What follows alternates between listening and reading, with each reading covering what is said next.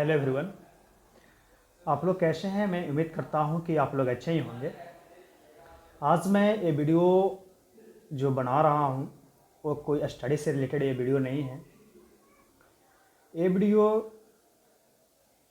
मंदार हिल से रिलेटेड है, जो कि ये मंदार हिल बांका डिस्ट्रिक्ट में है। तो हमने यहाँ पे बांका डिस्ट्रिक्ट में लगभग 4 साल रहा, लेकिन यहाँ पे मंदार हिल पे हमने कभी गया नहीं था। तो हम कुछ दिन पहले मंदार हिल पे गया हूँ। तो हमें ऐसा फील हुई कि हमें कहीं ना कहीं ये वीडियो यूट्यूब पर अपलोड करनी चाहिए। तो मैं ये वीडियो अपलोड कर रहा हूँ यूट्यूब पे। और इस जो मंदार हिल है इसके पीछे क्या रहस्य हैं इसके बारे में मैं आपको बताऊंगा। तो जो मंदार पर्वत है वो हिंदुओं के लिए पवित्र स्थल में से एक है। मंदार पर्वत को 3 धर्मों का संगम कहा जाता है। ठीक है। हिंदू धर्म के साथ बौद्ध धर्म और शफा धर्म को मानने वाले लोगों के लिए भी यह एक बड़ा तीर्थ स्थल है। इसकी जो हाइट है, जो मंदार हिल का जो हाइट है, मैं आपको ये बता दूं, ये हाइट 700 फीट का है। और इस पर्वत के बारे में पुराने और महाभारत में कई कहानियाँ प्रचलित हैं। ये जो बांका डिस्ट्रिक्ट है वो भागलपुर से लगभग 50 किलोमीटर की दूरी पर है।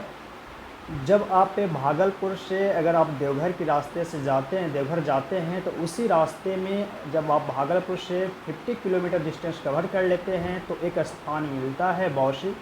उसी के जस्ट नज़दीक ये मंदार हिल है। मंदार पर्वत से संबंधित एक कथा भी है जिसके बारे में मैं आपको ये बताऊंगा। देवताओं ने अमृत प्राप्ति के लिए दैत्यों के साथ मिलकर मंदार पर्वत से ही समुद्र मंथन किया था। जैसा कि आप लोग ने जानते होंगे, अगर नहीं जानते हैं तो उस चीज़ को मैं आपको बता दिया, जो कि एक कथा कथित है। ठीक है।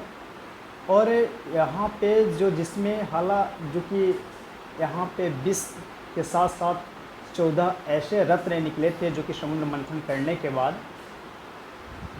और इसमें बताया जाता है कि इस पहाड़ से देवता और असुर दोनों ने मिलकर मथनी की तरह रत्नों के साथ अमृत प्राप्त किया था।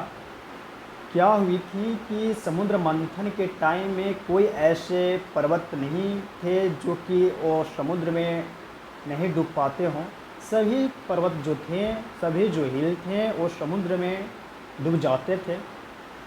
तो वहाँ पे ये मंदार पर्वत का उपयोग किया गया था उस समुद्र मंथन में।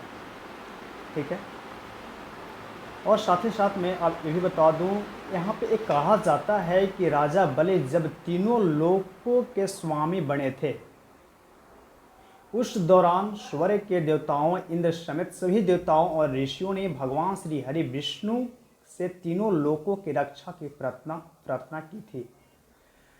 देवों द्वारा याचना करने पर श्री हरि ने उन्हें समुद्र मंथन करने की युक्ति दी थी। भगवान विष्णु ने देवों को कहा कि समुद्र मंथन में अमृत की प्राप्ति, ये चीज़ विष्णु ने कहे थे कि जब आप समुद्र को मंथन करेंगे तो यहाँ पे अमृत निकलेंगे समुद्र से, और वो अमृत पी करके हम सभी लोग अमर हो जाएंगे। ये चीज़ वो विष्णु जी ने एडवाइस किया था ये देवताओं को, ना कि ये असुर को। ठीक है। तो इस समुद्र मंथन में जो समुद्र मंथन हुई थी उसी में ये मंदार पर्वत का उपयोग किया गया था। साथ ही साथ कुछ और भी यहाँ पे कथाएं हैं जो कि इससे रिलेटेड हैं।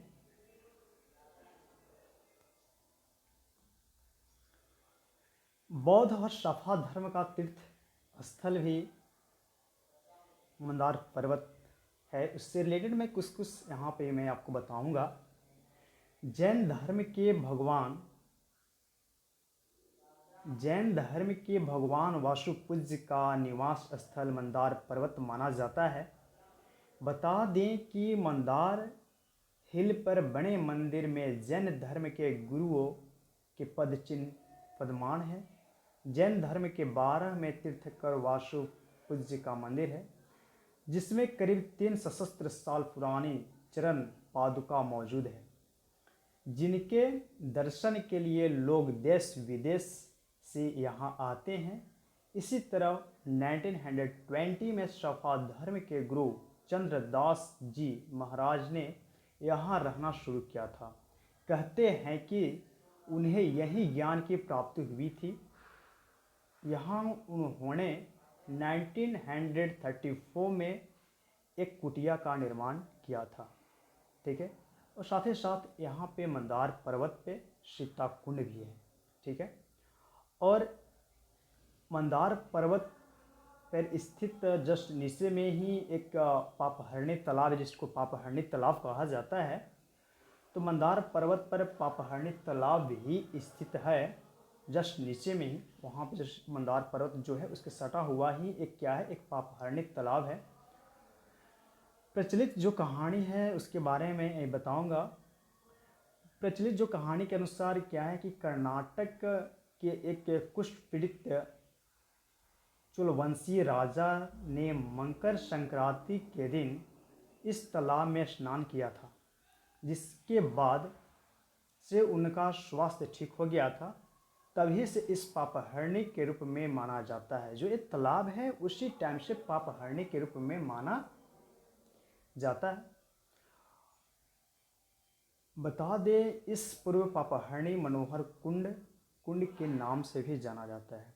ठीक है, तो मैं आपको ये मंदार हिल के बारे में कुछ जानकारी को मैंने शेयर किया हूँ। मैं ये उम्मीद करता हूँ कि ये वीडियो आपको अच्छा लगा होगा। ठीक है, बहुत बहुत धन्यवाद।